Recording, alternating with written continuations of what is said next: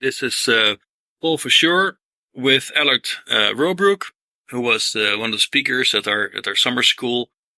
And Allard gave this summary of an incredible development, actually in the deployment of new and also pretty advanced tools in understanding these large scale data sets that are becoming available, in particular for different forms of imaging.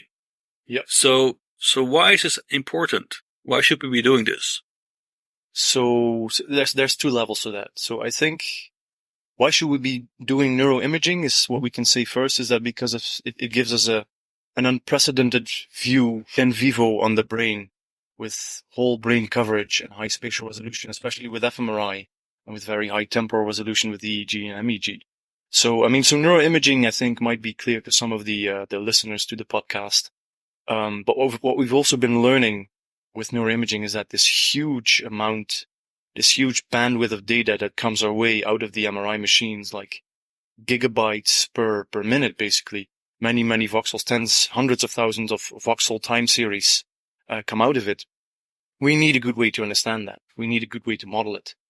And just doing what some people have accusingly called the new phrenology, just saying like, oh, neuroimaging tells us that this region lights up when you see faces and this region lights up when you do that, isn't good enough anymore. We need to understand this data in terms of network models, in terms of models that tell us which region does what, but also how it sends information on to other regions.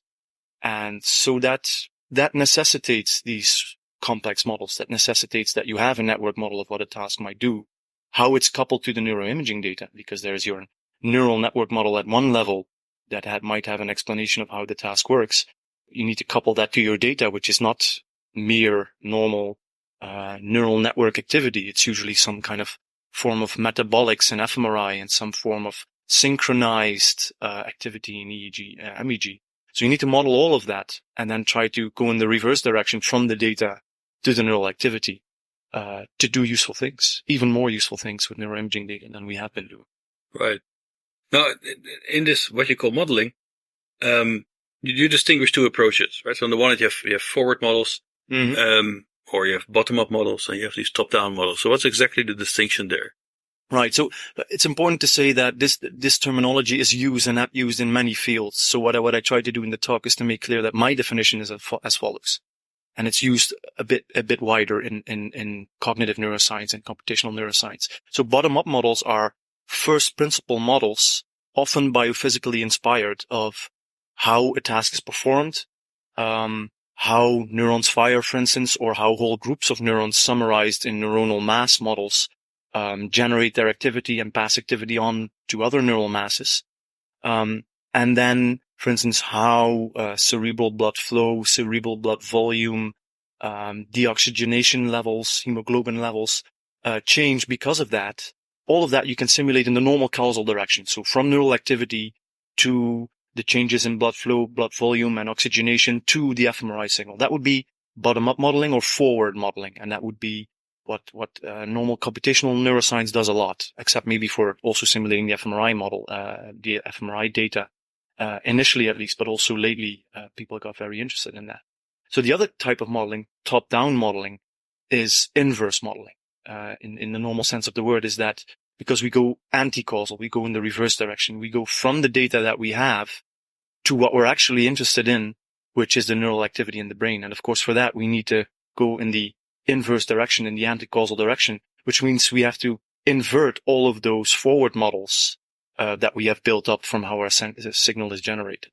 So that's a two type of modeling that I distinguished in that way. And I do realize that top-down and bottom-up is used differently in different fields. Sure. But now, would you recommend either of these two methods? Would you say, look, top-down is more effective than bottom-up? No. What I would advocate in saying is that whereas nowadays still these are two largely disjoint fields, the computational neuroscientists do their bottom-up modeling and the cognitive neuroscientists and the neuroimagers are doing their top-down modeling, roughly independently. What we need to do is to join these fields, to break the barrier between them, and basically to work with models, to work with bottom-up models, which we can also invert. So the big challenge that we have ahead of us is to have basically models, which can do a few things. One is that they're biophysically inspired. So that's number one. That was always true for bottom-up models. The second one is that they can actually perform the task in the sense that they have a real computational implementation, like a real computational hypothesis about how a human or an animal performs a task. This was often true for bottom-up models. On the other hand, you had the top-down models, which were largely able to invert observation models, like I just explained, but they largely were aimed at explaining neuroimaging data. So, for instance, when you do this top-down modeling, when you go from your fMRI data down to the hypothesized neuronal activity that you can see, to decide which of several competing hypotheses, which of several competing models was the best, the ultimate measure for top-down modelers is often how well does it fit my data. And of course, fit is not everything. I mean, fit with a lot more parameters is not good. So often you would also add a complexity penalty there and look at something like model evidence. But still, in the end, what you're looking at is the fit to the neuroimaging data. So what I would like to see us do, and I think many people with me, is to join this and to work with models that not only fit the data as top-down modelers do, but also perform the task as bottom-up modelers do. So I would like to work with bottom-up computational models of tasks, which we can also invert and therefore make accountable to neuroimaging data. And that's an ultimate combination of three things, which has not been achieved yet. That's a big challenge. But the way you describe this, doesn't this sound a bit like that you say, look, we have all these tools, and now we have these amazing methods to try to interpret the data in new ways. But now we need to find an interpretation. So now I have to find the bottom-up modelers who look more to biophysics, the anatomy, and so on, to help me interpret this abstract description that I'm trying to disentangle. So it's clear. It will be clear what your motivation is to find that link, because you need that translation step to work your way towards the neural substrate. But the modeler themselves might say, well, what's the leverage I get? Working now adding this layer of complexity, inventing some sort of approximation of an fMRI signal. So I have to now model some hemodynamical system that is again linked to my neural simulation just to make Alard happy. So why would I do that as a modeler? He's not doing it to make me happy. He's doing it to make himself happy, because the basic problem that any bottom-up modeler has is that his approach is completely undetermined. So it's a well-known fact that given some type of high-level behavioral data, let's say change blindness, or even some high level of behavior, let's say exploration behavior, you can find an infinite set of models which could all generate that behavior. How to then decide which of those infinite sets of models is the true model? And supposedly that would be our motivation here, to find how a human or how a rat or how a monkey performs a certain task, and to understand, therefore, how the brain of the human or the animal works. So, in other words, if the bottom-up modeler works with very high-level behavioral data, he will always be under constraint. He can come up with any type of model and can always say, see, my model fits behavior. Yeah, sure, there's an infinite amount of other models that would also fit behavior, but mine happens to fit behavior. What else do you want from me? Well, that's not good enough. Obviously, we need more data to constrain these models in order to decide not only does it fit the behavioral data or the task itself, can it perform the task, but also does it perform it in the way that the human brain or the mammal brain performs it. And there you need the extra data at the level of the actual neuronal activity, and that's the data that neuroimaging can provide us with. That's what the bottom-up modeler gets from it. Well, the promise is great. Okay, so I agree with that. And indeed, this problem of determinacy or the indeterminacy of many models is very fundamental. And indeed, we have to find ways to add constraints to models to make them meaningful. And the neuroimaging data is that constraint, the extra constraint. Well, this is the issue we should inspect, right? Because you are then, in some sense, promising that the neuroimaging data is of some special quality, because it's not just yet another data source. It seems, the way you describe it, that you say it's a decisive data source. It's a data source of a very special quality. So what's that special quality? Why is it not yet another source of information, like possibly gene expression or some second messenger system or behavior or what have you? Why? What makes it special? Good question. It's more gradual. I understand your question, but it's more gradual. I am not promising that is the decisive data set. What I am convinced of, and I would like to convince the listeners of, or my fellow modelers of, is that it's a set of data which contains a lot of very important information that can constrain our models better. For the mere fact that what neuroimaging does, and that has always been its promise, and that is actually true, it does allow us to look inside the brain, which we weren't previously able to do with in vivo functioning humans without actually intervening into the system. That has been the promise of neuroimaging and fMRI in particular for 15 years now. And that is really true. Yes, we can look into the brain at some level of dissection. Of course, it's hemodynamics, it's metabolics, but still it's the metabolics which is much closer to the brain activity than the eye movements or the behavior which we would otherwise be observing. And we're still also observing that. So it gives us a very important extra constraint which is much closer to the brain, to the actual neural activity than what we had before. And that's the privileged status of that data. It's not perfect, but it's a lot better than what we had. That is true under certain circumstances. No, for instance, if you would restrict your argument to, let's say, the human brain, it's fairly clear. No, because we don't have many alternative methods. Mm-hmm. But however, if we go to macaque or rodent or cat and so on, I could argue, look, but then I have alternative physiological methods I can Such deploy. as, let's name them. I can do my electrophysiology. Exactly. I can do much more detailed anatomical studies. I can do much more controlled behavioral studies. However, the paradigms I can deploy will, of course, be more restricted. But there's another very important restriction there, Paul, and that is that none of those methods that you mentioned now have whole brain coverage in an in vivo animal without doing any damage and therefore have repeatability. Electrophysiology is brilliant. I'm not, against it. But even having a very dense multi-electrode array, which you can do nowadays, you only have a very sparse sampling of a couple of populations of neurons, and those neurons you can observe very well with nice spike sorting algorithms. You can get at every electrode a couple of tens or maybe even hundreds of neurons, but only tens over hundreds of neurons. And then you have maybe 100 or 200 of those spots. But is that enough? I mean, we have millions, billions of neurons in the brain. So what electrophysiology is, what it's great at is that it's 1 or even 10 or 100 huge magnifying glasses onto the activity of a few neurons that you can observe, and you're ignorant of about what happens in the rest of the brain. And the beautiful complementary aspect of something like fMRI, which I would also perform on a monkey, is that it's the whole brain and all of the brain. And of course, then what we have is the whole brain and all of the brain at a certain spatial resolution, which is much coarser than electrophysiology. Although with increasing field size and increasing MR technology, it's getting better and better and better.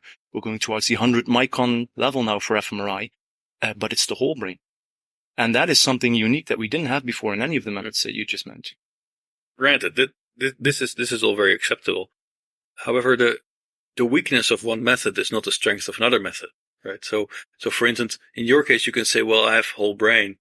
And granted, in principle, you extract data from the whole brain, but very often, in the analysis, you see people suddenly starting to jump into what they call regions of interest because they say, well, otherwise I cannot extract any meaningful correlations from my data. So then to what extent do I actually really exploit still being this bottom-up modeler looking for constraints? Mm-hmm. To what extent am I then actually really exploiting this advantage? Because here I go, I have indeed whole brain data at a fairly coarse spatial temporal resolution. But now, in order to make sense of this very noisy signal, I start to impose more restricted analysis windows. So I throw away the whole brain information. So what am I left with? What's my advantage? Very good question, Paul. I actually recognize some of my slides in my talk this morning where I actually implicitly complained about this approach where, although we have whole brain data, what top-down modelers tend to do with their neuroimaging data nowadays is to select a few selected regions within it and only model the interactions between those regions. So I am strongly advocating that, yes, we should use the whole brain data. Not only should our models contain a computational model of the task, but also they should be accountable to the entire data set. They should preferably be models of the entire brain. So yes, I fully agree there that sub-selecting data from this very rich whole brain data set that we have is not the right approach because it's actually not using the strength of the method. So top-down models of neuroimaging data, and this is something I've been advocating in the last couple of years and I'm currently working on, should be models of the whole brain, at least of the whole cortex, preferably of the whole brain, and take into account at, of course, the level where we are with that particular modality. It should take into account all of the neuronal activity that it's sampling. Okay, but then if I would if I would follow your advice, then I would impose this Alard Roebroeck filter of the literature. There are not very many papers I'm left with to constrain my model. Is that correct? No, but I'm giving you a vision onto a future. Okay. I'm giving you what I feel that we should be working on, and I think quite a few people agree with me that we are working on this and trying to get there.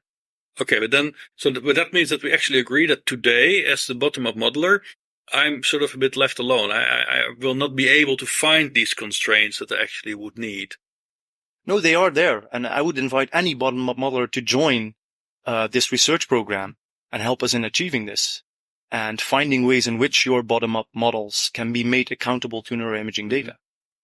Yeah, but that would help you. It would still not necessarily help the bottom-up modeler, yes, it would help right? you because of the reason I said earlier. Because without it, you would have less constraint on your bottom-up model. No, I got that. Yeah, I got that point, but I was making a different point because your whole brain requirement is excluding, as far as I understand this literature, a large chunk of the literature. So now as bottom-up modeler of phenomenon X and structure Y, there are not that many studies I could look at today to help me constrain my model. Because it's not a model of the whole brain. Exactly, yeah. Right, yeah. You would agree with that contention?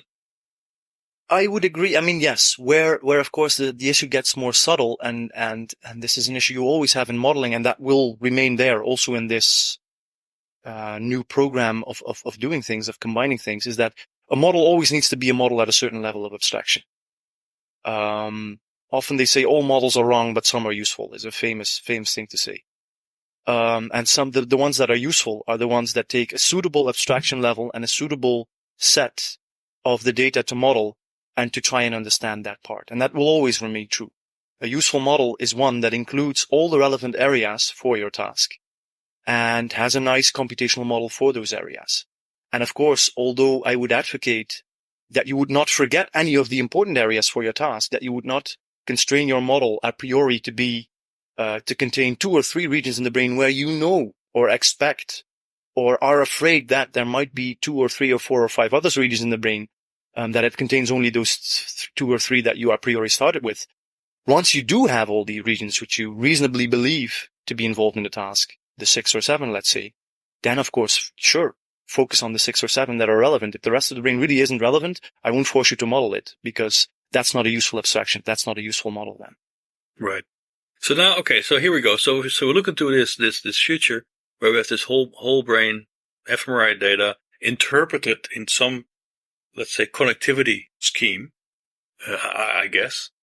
But now, from the modeling perspective, what I'm actually trying to replicate is the causal structure of the phenomenon. I really try to think about how neurons interact with each other and A causing B and so on, leading to some macroscopic phenomenon I could call behavior.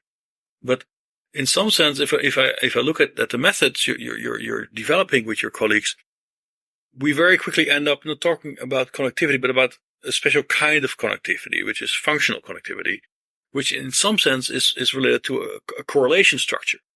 And as we all know, well, going back to Hume and before, correlation is only a necessary condition of causation. And as a constraint, I would like to have access to causal information. So how are we going to solve this conundrum? So that means on the one hand, the whole brain data I still don't have. But now if we have it, imagine we have it, then I want to have causal information. But actually, if I understand what you were telling us, today, this is really difficult to get your hands on. So what's our problem there? But first, we're missing something. We don't only want causal information. We also want computational information. Let me explain what I mean here. We know that activity in V2 is caused by activity in V1. And that's an important fact to know. But that doesn't actually explain to us or give us any understanding about what V1 and V2 do exactly. Do we really know that? Let's assume for now that we know that. Okay. Right? I tried to give an example. Sure, yes. I was not facetious. I was serious. Yeah. So actually, we actually believe that there might also be a recurrent information structure there. But that already goes towards a more computational model of what they're doing. So a causal model, which I agree, many of the top-down models of neuroimaging data have focused on, are perfectly content in saying that, okay, if I can get with my top-down modeling, with my inversion of complex observation models to a model which says that information is going from V1 to V2 and also, by the way, from V2 back to V1 and then on to V3, V4, and so on, then they're happy and to stop there and say, okay, I have just distinguished by fitting to my data the model where there's a recurrent information flow between V1 and V2 and just a feed forward V1 to V2, but nothing else. That would be a causal inference that you just spoke about. On top of that, we also need a computational inference. We actually want to know what is it that V1 does with its input? What is it computing, right? And then what is it computing that it sends on to V2? And what would V2 supposedly be computing, which it either exclusively sent on to V3, V4, or which it would actually recurrently feed back to V1. So that's on top of the causal inference of saying that some type of information, and we don't know what, moves from V1 to V2, is actually having a computational model of direction-specific cells, of, columns, orientation columns, color blobs, things like that, gives us a much finer understanding. So that's what I mean when I say that computational bottom-up models have to be integrated and made accountable to neuroimaging data. But now I'm confused in some sense, because I feel that, so I think we had a good agreement on imposing constraints on these models, and that whatever set of constraints we can find, we should use them. In that sense, in the imaging data. So you now agree that you'll use neuroimaging data not for Alard, but actually for yourself? No, I don't agree to the imaging data yet. All right. I agree to the general principle. All right, that's good. Which we already adhere to for many years. All right. And then your argument was to say, and fMRI data is one of the sources of information constraints that you can impose in your model. And then I made this argument about actually modeling causal structures, right? Mm-hmm. And I said, but the way you guys analyze this imaging data doesn't give me access to causal structure. So how then can it be a constraint that is in any way decisive for me? Because what I want to understand is the causal links in this network. But then in answering, so I had expected you would say something, but actually we do have access to causality. We have methods to try to infer causal structure. Right. So we can strengthen it. But then actually you made a jump and you went to something that's called computation, which is not necessarily well defined. Mm-hmm. True. So, and then suddenly that was as if the imaging data would give me a sense of some functional property that I could then use as my constraint. So you seem to sidestep that issue of causality. All right. And now you seem to tell me, no, actually it's not about causality, but I can tell you something about the functional operations that happen in that structure. So now I'm confused because what are you offering to me, really? Right. So let's take it in a few steps. And it is about causality. And maybe I jumped over that too fast because I'm eager to move on, but causality is important. So it is important to know, before we know anything, that there might be causality, which is, by the way, also notoriously ill-defined, just like computation is. But let's suppose we have some relevant intuitive understanding of what it means. It is relevant to know that there is causality from V1 to V2. Supposedly we didn't know anything about the brain. Knowing that teaches us something, and it teaches us something useful. I then quickly moved on to say, but we want to know more. But let's actually, right? And that was my argument just now. But I understand your question, like, oh, you're moving too fast. Let's look at causality first. So yes, okay. Since Hume and since, what many first-year psychology students know is that from correlations alone, which is in principle what we have and what we can observe and compute from our neuroimaging data, we don't have causality. Causality is basically correlations plus additional assumptions. And the question is, of course, what are those assumptions? And if those assumptions are good assumptions, we might actually get to causality, to some form of causality derived from correlations, to some observational causality rather than a perturbational causality, which would be actually intervening to the system. I'm just leaving that aside for now, but a useful form of causality. But those assumptions are really important. Which assumptions do we put into our models which allow us to go from correlations and also higher forms of dependence to causality? Well, that's where we actually also get back to computation in the end, because computational models would be one of the forms of very fine very detailed assumptions that would have us go from correlations to causations. But already before that, once again, that's the next step. I don't want to overstep the point of causality that you were making. Yes, already when we're doing pure top-down modeling as it's applied today, going from our neuroimaging data to causality, to influence at the neuronal level, it's all the assumptions which are in the model, the assumptions which are in what we call the neurodynamic model. How do we actually model interacting neuronal populations? What does that look like? And in the observation model that takes our neuronal population activity to our observations, which would be a model of hemodynamics for fMRI and the models of leak fields and gain matrices in EEG or MEG, that contains all of those assumptions, which combined with our data can tell us something about causality. Yeah, so one reason why I like to stick a little bit to this causality issue is also if you jump to what we could call computation, it's also an excuse in some sense to start to discard constraints. Because if you say, oh, let's just worry about the computation and something, in some sense, anything that happens in space and time, you're going to discard. Because you say, no, now I move from a physical space to a functional space.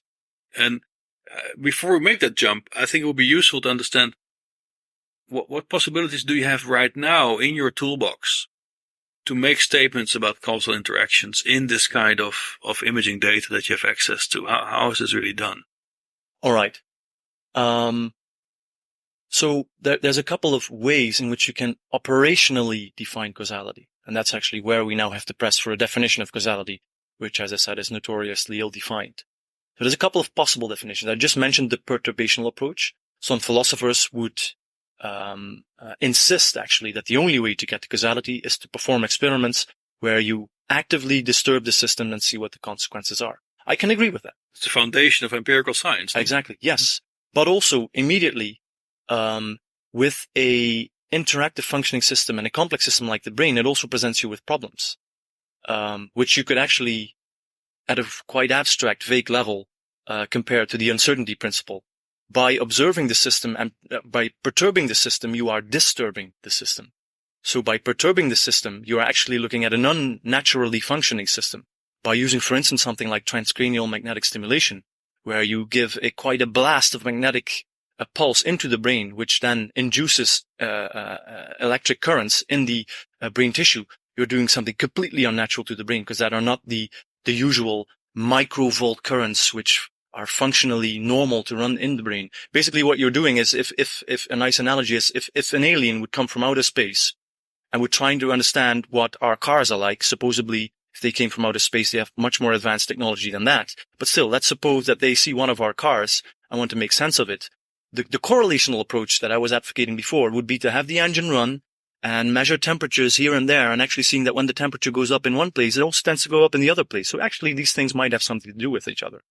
But we need more assumptions to understand what it is that they do to each other, which is what we were discussing before. The perturbational approach here would be, and to drive my point home, taking a big sledgehammer, giving a big knock onto one part of the engine, seeing what shakes, basically, and deciding that what shakes must be functionally connected to where I knocked the engine. Now, this point drives the point home that this might not actually be how an engine works, and that if I knock an engine, I perturb the engine in such a way that the shaking that goes on then, the perturbations, the consequences of it, yes, they are most definitely and utterly causal, but are they actually the important causal things that make the engine work? I don't think so. I understand the distinction. I could argue, though, that in some sense you're setting up a straw man, no? Because I could argue, well, to understand how this engine works, I could do a more subtle perturbation. I could just, let's say, take out one of the spark plugs and see what happens to the power output. And once again, it wouldn't be the normal function of the engine to start with, in a subtle way, but it's still the same argument.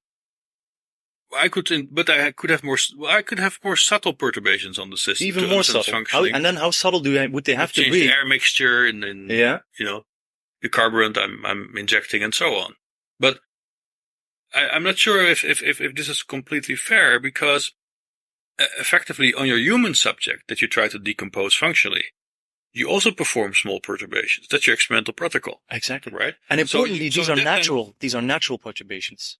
These are the perturbations that I would advocate using are to provide you as a subject with a perturbation into your visual field, for instance, flashing a face picture at you, which you would then have to perceive as being a face and to decide whether this is the face of your neighbor or not. Of course, that then causes things to happen in your brain, but natural things, as you would naturally function.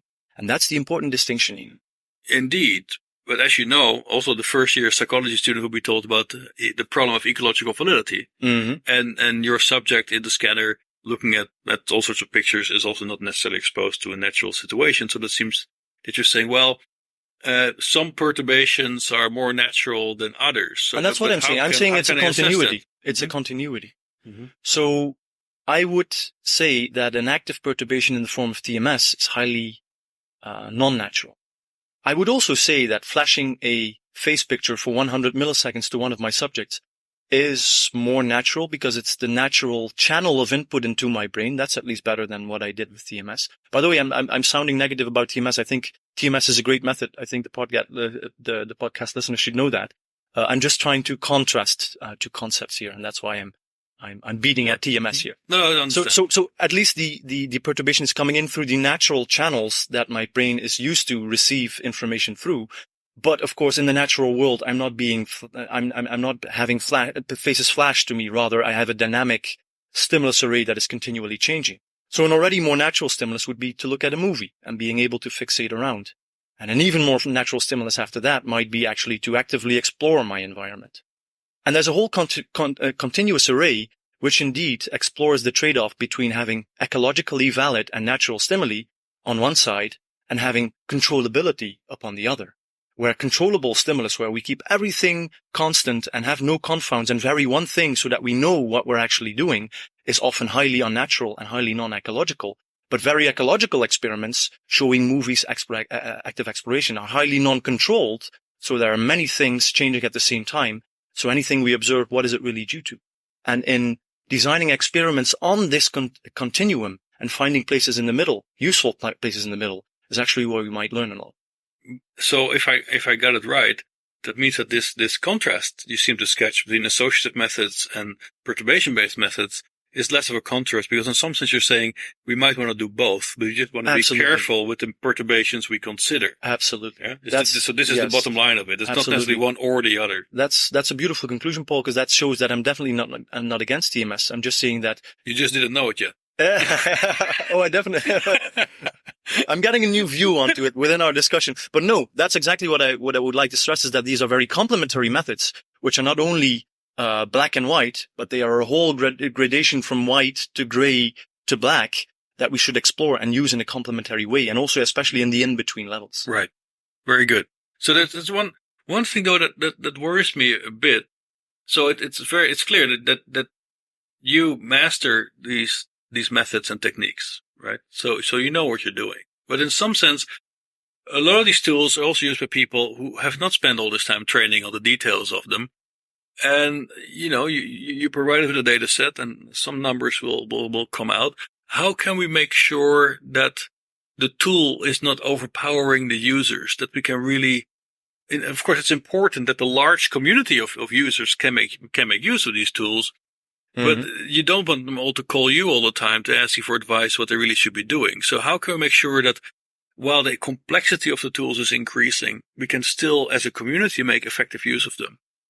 That's a complex question, because essentially, yes. So with increasing power of the tools, often they need to become increasingly complex, and they are increasingly more difficult to understand. They become often increasingly more statistically and mathematically technical. And a cognitive psychologist or a cognitive neuroscientist, of course, has a legitimate claim to want to use these methods because they were actually designed for her.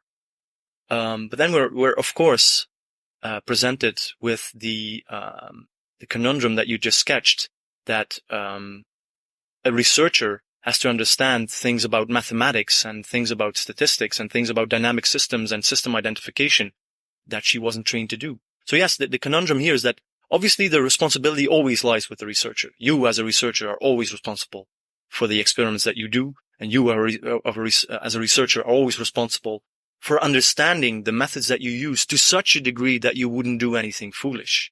And to such a degree is where it gets subtle. It's your responsibility that if you feel kind of iffy about some part of your analysis where you weren't actually sure that this actually is the right thing to do, but it gave you beautiful data that you would actually like to submit to Nurture Neuroscience, that you would call me then at that moment and ask me or anyone else that's much smarter still, and ask them, like, I use your method. Can I really do this? Because I'm getting beautiful data, but is this actually allowed? Should I do it this way? That's your own responsibility, and that's what you should do. And then, of course, even though you're responsible for understanding the methods that you use, it's also perfectly natural that you can only understand them to such a level. With the increasing complexity, especially in neuroimaging, where physics is involved, for the MRI machine, which is a highly physically theoretic machine, has to do with static fields, gradient fields, RF fields, where then statistics is involved, mathematics is involved, neuroanatomy is involved, psychology is involved. It's a very multi-dimensional field. There's many expertises involved, and naturally you would only be an expert in one or two of those, and you would only want to know the necessary thing about the other fields. Yes, that's definitely true, and that's an increasing challenge actually for neuroimaging, neuroscience, and also neuromodelers to try and figure that out, to form consortiums, in fact, of researchers which can maybe help each other doing that in the right way. Correct. So, but then would you claim that 100% of the users of these tools satisfy these constraints you just spelled out? I wouldn't know. I wouldn't claim to have insight into who is using these tools. I don't have control over that. But you see the papers that are being written with them, no? Yeah, and there's many fantastic papers, which I admire and love, and there's some papers that I'm highly skeptical about and that I think shouldn't have been performed in that way. Yeah. So should we improve our standards, do you think? Or you feel that things... Improving standards is always better. The question is how to do that. Mm-hmm. I'm completely for improving standards. So the question then would become one, which is highly interesting, by the way, with the exploding amounts of journals in fields of neuroscience, computational neuroscience, cognitive neuroscience, neuroimaging, and the exponential explosion of papers appearing in these journals every week. And actually, Partha Mitra was discussing this today in his talk. How daunting that is. How do we control that? Yeah. How do we keep up a standard like that? That's something that, it's a nice side issue that we could discuss for 3/4 of an hour more. Maybe we do that in another podcast. But that's one of the challenges of science in general. Certainly a field like neuroscience that has exploded in volume over the last 20 to 30 years. Correct. So now if you had to convince people to use your method, what is the convincing test case that you would put forward where you say, look, there was this problem, this question that we could not answer before, but now we really gained fundamental insight in how the brain operates because of the data that we have access to, the imaging data, and the tools that we have developed to analyze it. What would be This would be hypothetical or already happened? No, it should have been published now. Should have been published now. Yeah, it should have already been in literature. What's the key thing you would point to? All right, good question. There's a few very good studies. Just give me one. I'm going to try not to name my own. That's very self-indulgent. So let's not do that. Let's not do that. There were a couple of interesting things discussed. So let's actually take another talk in the symposium over here. Maybe you've done a podcast with Melanie Bolli, who showed very interestingly, using the dynamic causal modeling framework, how she could distinguish between models where certain merely feed-forward processing was taking place or fully recurrent processing was taking place, which supposedly can be one of the substrates of consciousness in the brain, and therefore could test these models against each other. One model where there's merely feed-forward processing going on and leading to some fit to the MEG data, in that case EEG data, and the one where there is recurrent processing taking place. And the models that I advocate, the top-down models alone could already distinguish between these two models and tell you that one fits the data much better than the other. And that therefore, supposedly, we can answer questions about consciousness, one of the most, the biggest challenges that we have to face. So that already, I think, is convincing. And when we can take these models even further, like we've been discussing here, well, then maybe we can do even more than that. It's going to be fantastic. It's going to be fantastic. Very good. So now to conclude, so you're sort of coming up in this field. You're one of the rising stars. Clearly in charge of what you do. You know what you're doing. So what's the law of Alard Roebroeck that we should follow in order to make advances in our science? What's the law that you want to put out there for us to adhere to? Yeah, the law of Alard. Allard's law. I need a law. I didn't have a law yet. What will it be? So I have to make up a law now. Yep. Oh wow. But make up a law. But it can be one about the brain. It can be one of the methods we follow, the rules of behavior we adhere to as scientists. You can choose. You're free. All right. What's Allard's law? There's one law, which in my own studies, my master science studies and my PhD studies, I've always loved. And it's not a law about the brain, but let me state that law and see if we can make it into the law that I've always loved is Hofstadter's law. And Hofstadter's law is about how painful it can be to program something, how precise you have to be, how meticulous you have to be, and how you should not think at any point that you are actually already done. So Hofstadter's law is actually a recurrent law. Douglas Hofstadter always had a fond thing for recurrence, and it goes thus: a program is never done, even when you take into account Hofstadter's law in your expectations about when the program will be done. So that kind of tells you that, okay, so if you think you're going to be done, you're not going to be done yet. So maybe I could paraphrase that into, a law about neuronal modeling and modeling of the brain, which is that even though we think we'd be done with our models today, because, for instance, we had causality from top-down models, we're not nearly done yet, because there's always a higher level, and also a higher level of abstraction and a lower level of biophysical detail that we can put into our models and learn to understand more. So we're never done with modeling the brain, even if you take into account Hofstadter's law for the brain. Let's call it that. I couldn't honestly take credit for that myself. Okay, so Alard's law would be something like the analysis of affective connectivity is never done. Could always be better, yes. Yeah. Very good. So then, if I would go and visit you 5 years from now and say, look, Alard, in this podcast interview, you gave me this prediction, and now I want to know whether you were right or wrong. What's this one prediction you would really want to stick your neck out today so that I can check 5 years from now? Ooh, that's a nice one, especially when you've got it on a record, Paul. Mm-hmm. Are you doing stuff like this? Are you going to make a prediction that I can come and validate in 5 years in your lab? Sure. Yeah? Mm-hmm. Okay, you make yours, I'll make mine. My prediction is that we'll have an integrated, biophysically and anatomically constrained model of the core structures of the brain, including cerebellum, amygdala, hippocampus, thalamus, cortex, and components of the basal ganglia. At which level of detail? Including biophysical detail. So we have there will be multi-compartmental models. We will have anatomical detail of connectivity, and we will be able to account for all aspects of classical and operant conditioning with these models. All right, perfect. So now mine. My prediction would be that in 5 years, we've been able to push fMRI, functional magnetic resonance imaging, especially at ultra-high fields, 7 Tesla and beyond, to such a degree that we can validate models such as which you are talking about in your prediction at the level of cortical columnar structures and cortical layers, which is something that we can only dream about today, even with modern 3T machines. My prediction would be in 5 years, we're going to be very close to that. And that is actually going to be the convincing reason why to use this type of data as your added constraints onto those bottom-up models. Great. Alard Roebroeck, thank you very much. Pleasure. Absolute pleasure.